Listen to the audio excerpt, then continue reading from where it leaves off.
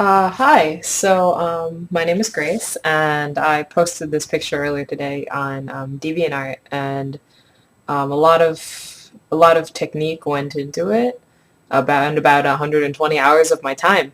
So I figured I'd make a tutorial on or post-mortem on how I put this work together, so that hopefully you can pick up a skit like a trick or two that you can use in your own artwork.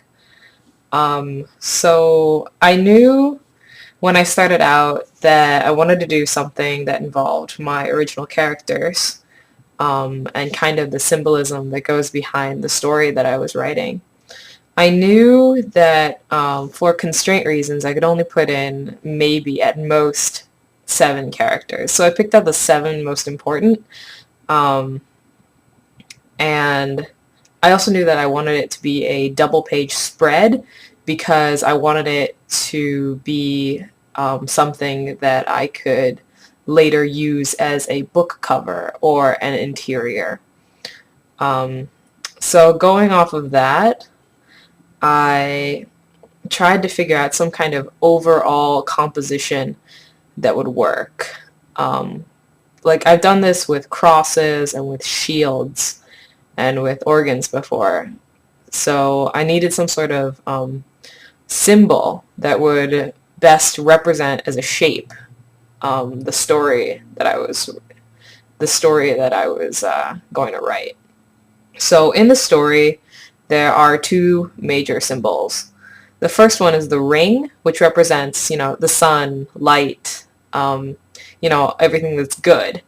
And there's the 6-pointed star, which represents the night, darkness, things that are bad. So when you overlay one with the other, you end up with a 6-spoked wheel. And the wheel represents mankind, which has both, good and evil aspects. So I needed to make sure that this 6-spoked wheel motif managed to stay in my final composition. As you can see, so this is one of the points of the star. And even though the actual wheel has been covered up, the X pattern still remains because of the compositional banners and wings that get used with the characters. So the characters are placed based on their importance. The main character is in front of all the rest of them for pretty obvious reasons. He's also in the middle because he's meant to be, I guess, ambivalent. He's not completely good, he's not completely bad, but there are 2 sides to a war. So I have all the characters, coincidentally they're female, that represent one side on half of the wheel, and then the other side of the war, which also somehow happens to be all the male characters. I didn't plan for that, on the other side. So I needed the poses of the characters to reflect their level of importance. So the 2 secondary characters are at the top, followed by the next most important in the middle, followed by the next most important at the bottom. And I guess that's it when it comes to the characters. So another thing that I like to do when designing characters is I associate them with animals, because animals don't really have, they're not good or bad, right? So you can have good traits that come with animals and bad traits that come with animals. So like my main character, the guy that the wings are sprouting from, he's derived from the peregrine falcon. So what is it about peregrine falcons that make them what they are? Well, first, they're birds. They are the fastest birds in the entire world, and probably the fastest animal. But the other thing is, the way that they operate is to go at that 200-mile-per-hour speed, they have to nosedive. And gravity pulls them. So basically, if they don't make that pin turn at the very end of their drop, they're going to die and crash into the ground. So this is this aspect is reflected in my character's fighting style. He leaves himself open in order to make like very fast moves to defeat his opponents. And another aspect is like, yeah, they're noble, so he's got like a royal lineage and junk like that. Another aspect is like they mate for life, so his first girlfriend is his last girlfriend, whether or not he actually likes that.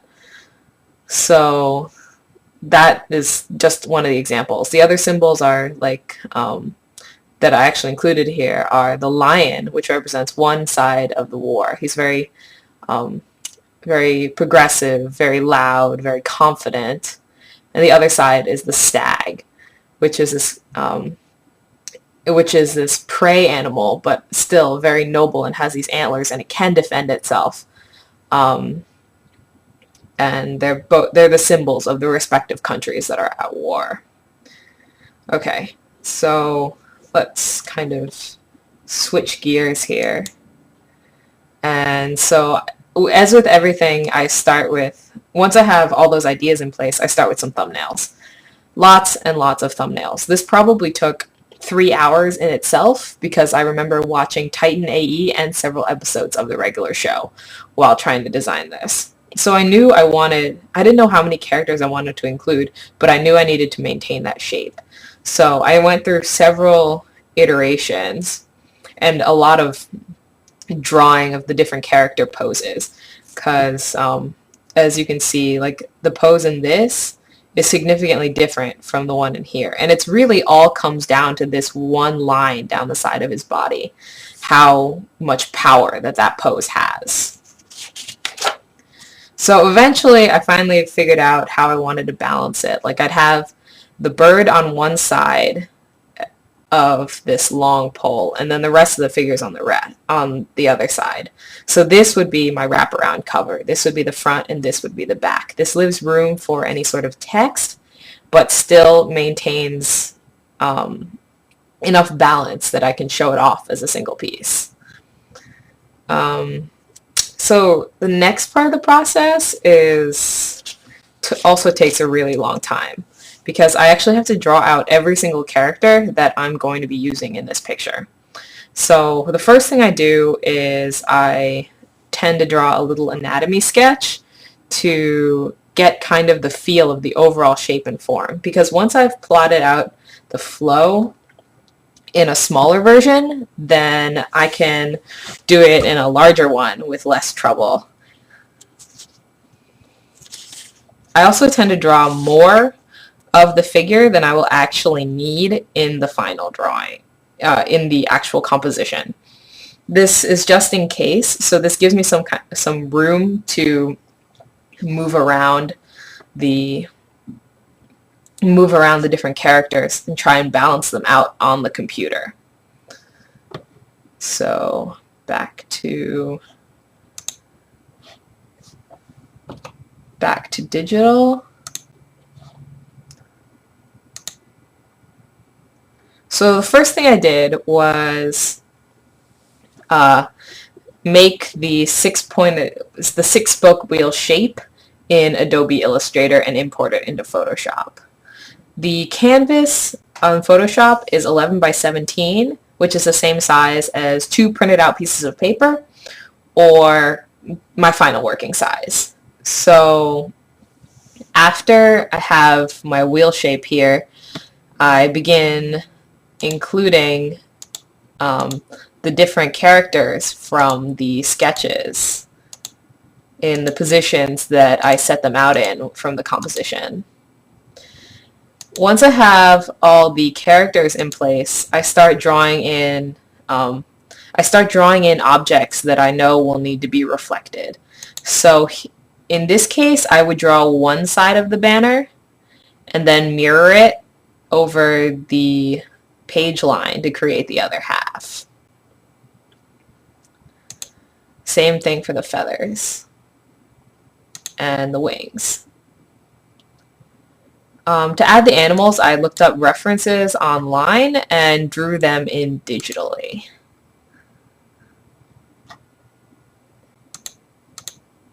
As you can see, it's still pretty rough.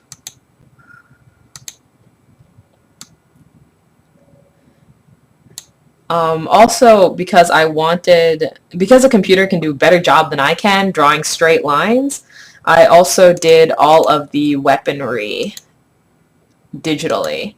Basically, I just painted a line, but when I did it, I held down Shift. Holding down Shift while you're painting creates a straight line in the direction that you're painting. So let's clear the guides, and you can see what the final printout is going to look like. This is what I'm going to trace in order to make my traditional artwork.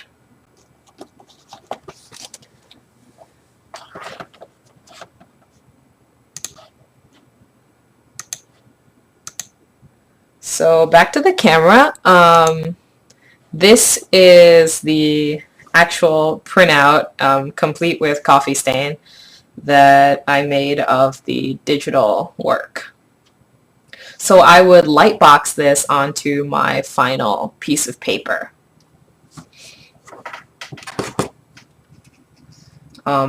So if you don't have a lightbox, I tend to use, like I used to do in college, I used very large windows.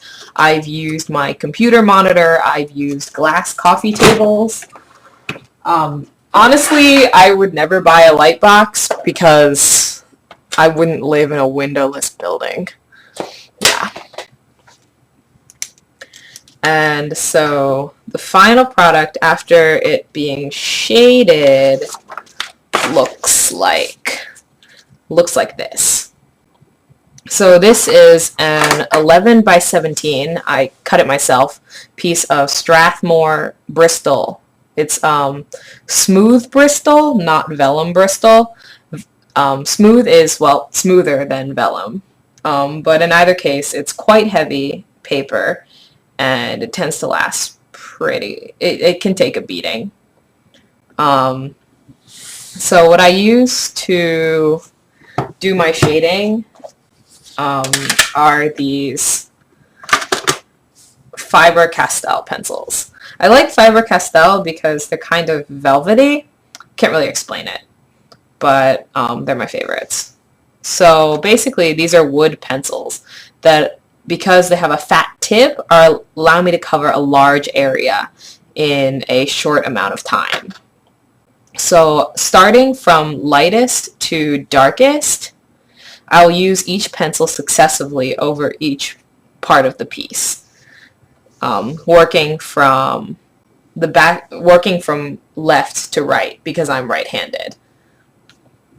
So once I have all the base layers down, I go into refining detail.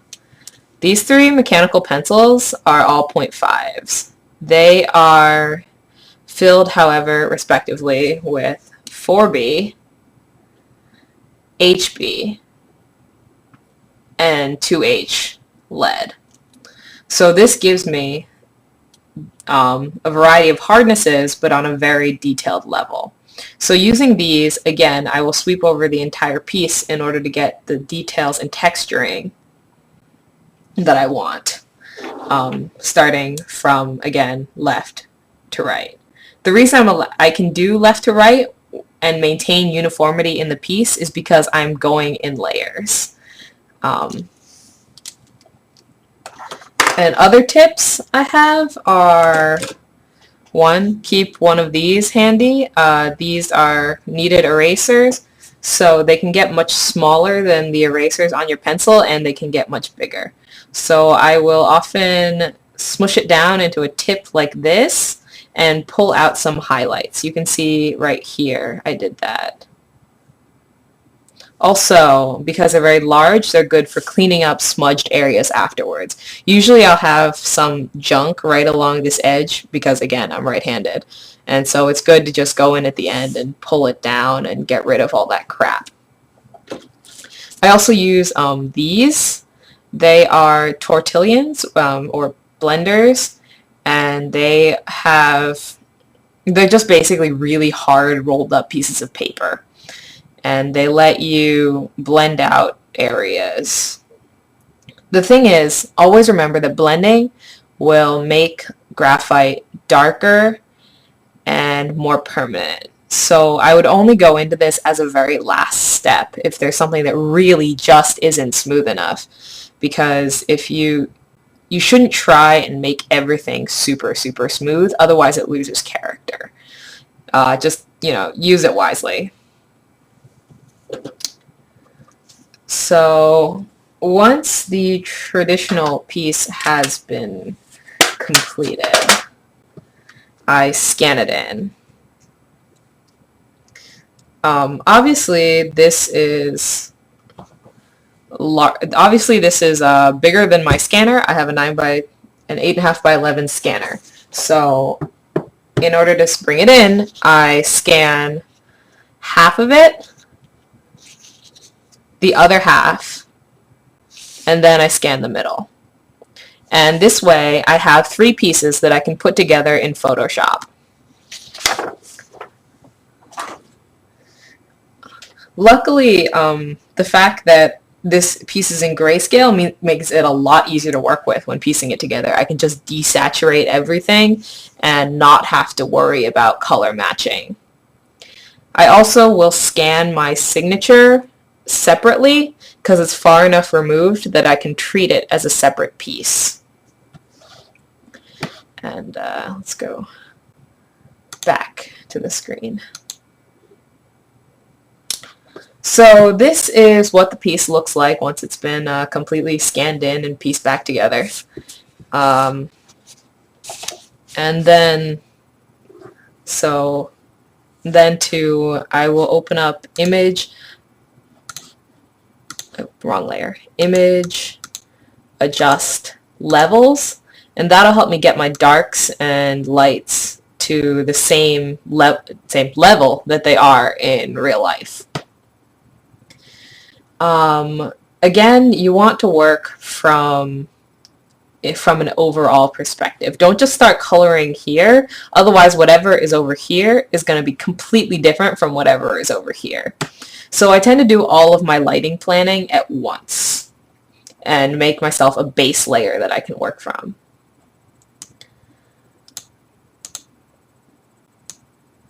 So let's turn these off.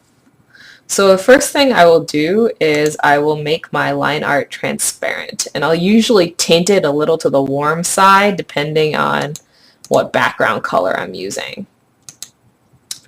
The lines are transparent because they are on multiply. Multiply takes every bit of white, every white in every pixel, and treats it as if it were transparent. So if you have a light multiply over a dark background, you probably won't see it. But if you have a dark multiply over a light background, you will see it. You can look that up. It's computer graphics theory. So once I have these lines, I will start by laying down some colors. I like lighting schemes that are, well, like yellow and then fading to purple, simply because you can get both warm and cool in a really easy way. What I did first was I laid down a radial gradient, and then I just went in with a brush and painted in some really light yellow here, some purple here, some red here. I knew I wanted the main character's face, which is already very highly contrasted because he has pale skin and dark hair, to be like the focal point of this piece. So the lighting also has to reflect that. So I combined this with the base color of the objects. Let me set this to multiply. So the base color and the lighting combined together give me a rough idea of what the final colors are going to be. The base color is the color of the actual object. So And furthermore, I go and do an additional layer of just the lighting. So you can see it's slightly lighter in places. This layer is just white set to soft light. And then I add a shadow layer to pump up the darks. This is just gray set on multiply. And so when all of them are combined together, you end up with something that approximates the final composition. Again, the stage is super, super, super rough because I'm just planning out how I want things to look. So the white of her shirt has been tinted with the purple, and the white of his cape has been tinted with yellow. Once I have all that lighting stuff together, I flatten it out and I up the saturation. It's like super bloomed out and super, super colorful, because what's going to happen next is I'm going to paint over it. So I need these colors to be bright enough that if I add something on top that is part that is transparent, then they'll still show through. It's similar to like glazing. So if you ever done traditional painting and you've ever used red as the base color for skin, and you're like, oh man, this can't be right, people aren't that red, but then you go over it with white and yellow and orange, it's literally almost the same process, just done on the computer.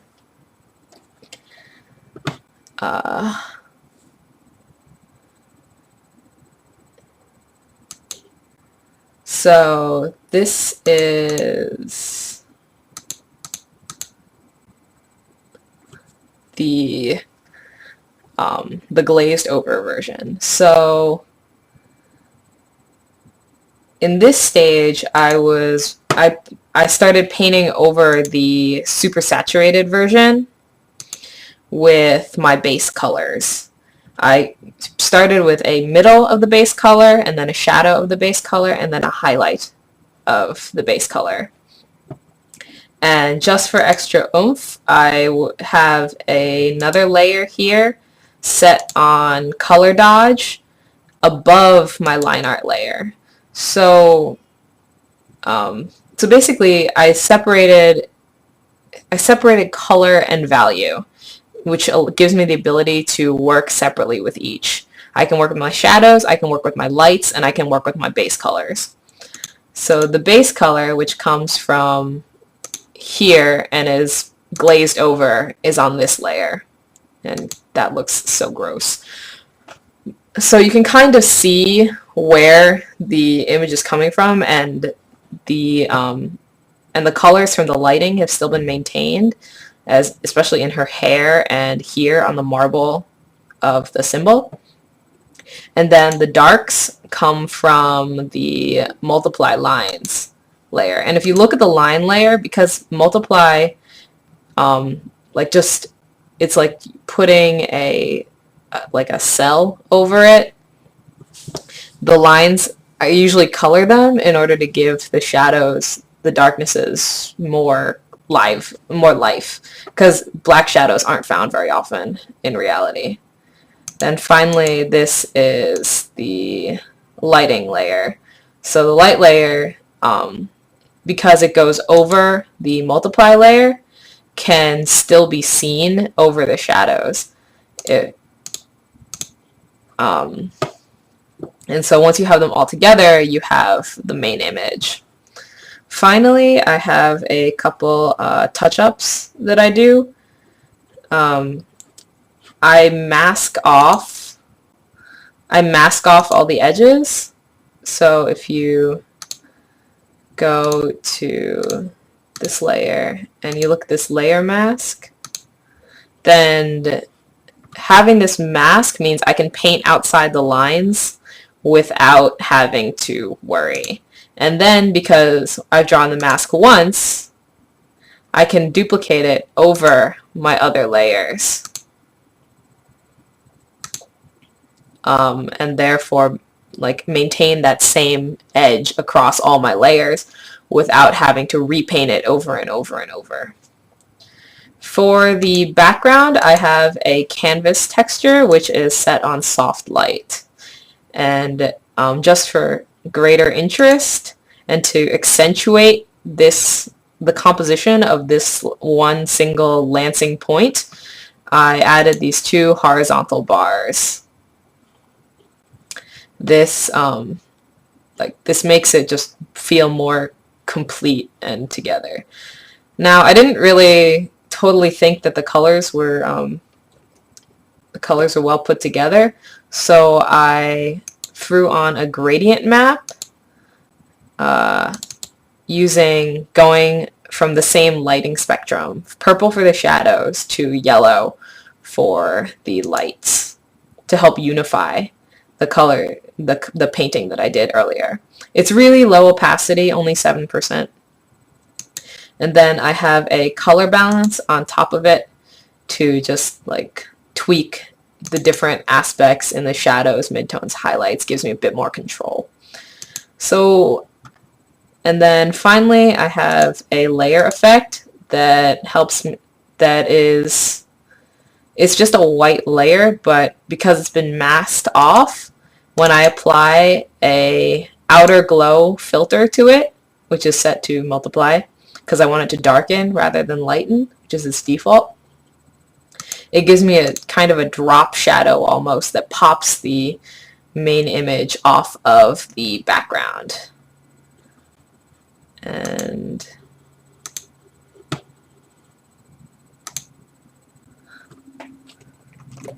well, and so about maybe 120 hours later, that's how it looks like, and then I uploaded it to the internet. So thanks for listening. I hope that was really helpful. It probably wasn't, but if you have any questions, feel free to leave them in the comments.